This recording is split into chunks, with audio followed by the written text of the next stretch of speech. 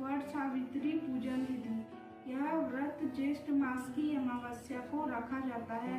इसे स्त्रियां सौभाग्य की प्राप्ति के लिए रखती है। कहीं कहीं ज्येष्ठ पूर्णिमा को भी स्त्रियां यह व्रत रखती है। स्नान आदि नित्य कर्म के पश्चात वट वृक्ष के नीचे जल के पास आसन बिछाकर बैठे। एक जल पूर्ण कलश रखें और पंचदेवों भगवान विष्णु का पूजन करें। फिर हाथ में जल कुश व तिल लेकर निम्न संकल्प करें।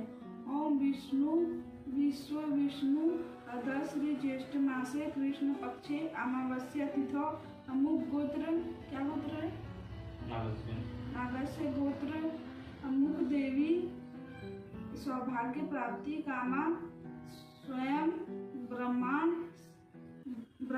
ब्राह्मण सह सावित्री पूजनम तत्कथा श्रवणम च अहम करिष्यति। फिर सावित्री देवी का ध्यान करके जल अक्षत तिल पुष्प आदि से पूजन करके आरती करें। नैवेद्य चढ़ाएं। परंपरा अनुसार बरगद की जड़ में सूत लपेटें, दक्षिणा चढ़ाएं, कथा पढ़ें, ब्राह्मण से सुने। ओम नारायणम नमस्य कृतं नरं च नरोत्तम देवी सरस्वती च ततो जय मुदीरयेत्।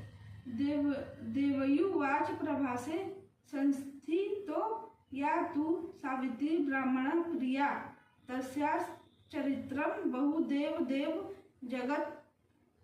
जगतपते। देवी पार्वती जी ने कहा, हे देवाधिदेव जगतपति भगवान शंकर, प्रभास क्षेत्र में ब्रह्मा जी की प्रिया जो सावित्री देवी है उनका चरित्र आप मुझसे कहें, एवं जो स्त्रियों को पतिव्रत देने वाला सौभाग्यदायक और महान अभ्युदय करने वाला व्रत महात्म्य तथा उनका जो इतिहास है उसका भी वर्णन करने की कृपा करे।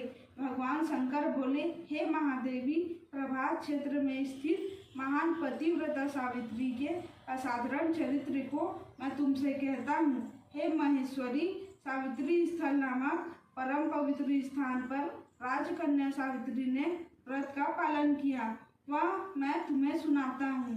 मद्रास देश में धर्मात्मा सभी प्राणियों के हित में तत्पर अपने राज्य में निवास करने वाली प्रजा का प्रिय अश्वपति नामक एक राजा था, जो कि क्षमाशील सत्यवादी इंद्रियों को वश में रखने वाला था, किंतु उसकी कोई संतान न थी।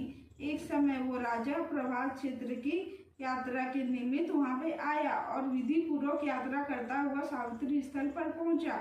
वहां पे राजा ने अपनी रानी के साथ इस व्रत को पूरा किया जो वट सावित्री के नाम से प्रसिद्ध हुआ। व्रत स्त्रियों की सभी प्रकार की कामनाओं को पूर्ण करने वाला है। इस व्रत के प्रभाव से भूर्भुवस्वः मतलब भूलोक, भवलोक, स्वर्गलोक मंत्र की साक्षात प्रतिमूर्ति बनकर ब्रह्मा जी की प्रिया सावित्री देवी उस राजा पर प्रसन्न हुए। कमंडलू को धारण करने वाली यह सावित्री देवी राजा को दर्शन देने के बाद पुनः अदृश्य हो गई और बहुत दिनों बाद उसी राजा के यहाँ देवी के समान स्वरूप वाली कन्या के रूप में उत्पन्न हुई। तब देवी सावित्री की पूजा करने और वट सावित्री व्रत रखने उपरांत उस कन्या का नामकरण राजा ने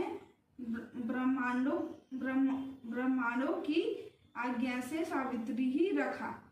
वह राजकन्या सावित्री साक्षात शरीर धारण की हुई लक्ष्मी के समान सुशोभित होती हुई बढ़ने लगी और धीरे धीरे सुकुमार अंगों वाली वह यौवनवती हुई, जिसके मध्य भाग सुंदर निस्तंभ भाग विस्तृत थे और जो सुवर्ण की प्रतिमा के समान दिखाई पड़ रही थी। लोग उसे देखकर यही समझते थे कि वह कोई देव कन्या है।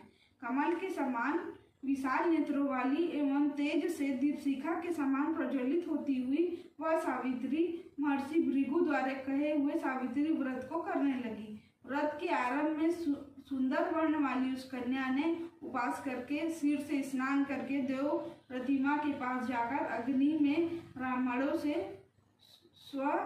स्वस्तिवाचन कराया और उन ब्राह्मणों से अवशिष्ट पुष्पांजलि ग्रहण करके सखियों से घिरी हुई लक्ष्मी देवी के समान सुंदर रूप में सुशोभित हुई। वरारोहा व राजकन्या पिता के समीप में जाकर चरणों में प्रणाम कर प्रथम प्राप्त पुष्पांजलि को निवेदित कर हाथ जोड़ के राजा के पासों में स्थित हुई।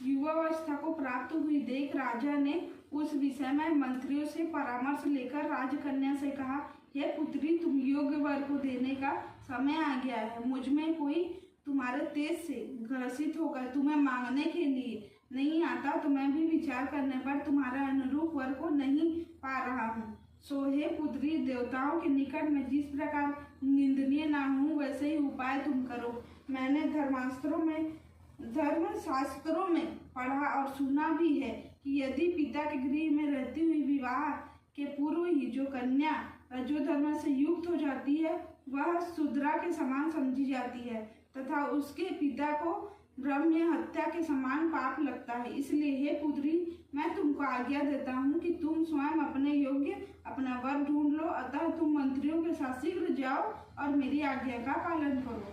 इसकी बात जैसी आपकी आज्ञा कह के सावित्री घर से निकल के राजर्षियों के रमण तपोवन की ओर चल पड़ी। वहां पहुंचकर माननीय वृद्ध जनों को प्रणाम कर सभी तीर्थ आश्रमों में जाकर पुनः मंत्रियों सहित सावित्री अपने गृह पर लौट आई और वहां पिताजी के समक्ष देवर्षि नारद को बैठे हुए देखा।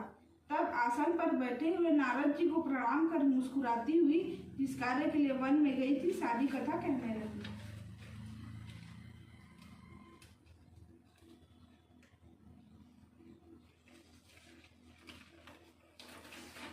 सावित्री बोली, हे देवर्षि नारद, साल्व देश में धर्मात्मा धूमत्सेन नाम से विख्यात एक क्षत्रिय राजा है, जो देश वंश अंधे हो गए हैं, देववंश अंधे हो गए हैं। उस समय अवसर पाकर उनके पूर्ववेदी रुक्मणी नामक एक सामंत राजा ने उनसे उनका राज छीन लिया है। अतः धूमत्सेन अपने छोटे बालक सहित अपनी स्त्री को लेकर जंगल की ओर चल दिए हैं। उनका वह पुत्र वन में बड़ा हुआ है, जो परम धार्मिक सत्यवादी है। मैंने उसे ऋषियों के रमण तपोवन में देखा है। अपने अनुरूप पति समझकर उसे मन से मैं डाल बढ़िया से खाऊंगी। अरे बाप रे, उसको कटिंग तो करो, पीस तो करो। उतना बड़ा कहाँ खा पाऊंगी यार, खा पाओगे ना। मुंह तो इतना छोटा सा है। और देखो ना, काट दिया मैं, सब काट दिया। देखो हो जाएगा इतना और काट। यस, नहीं नहीं नहीं नहीं, बस दो दो टुकड़ा कर दो, बस हो गया। तो ऐसा मौसम, बाप रे, बारिश वाला, ऊपर से तरबूज, तब बस सही रहे भगवान पूजा के दिन।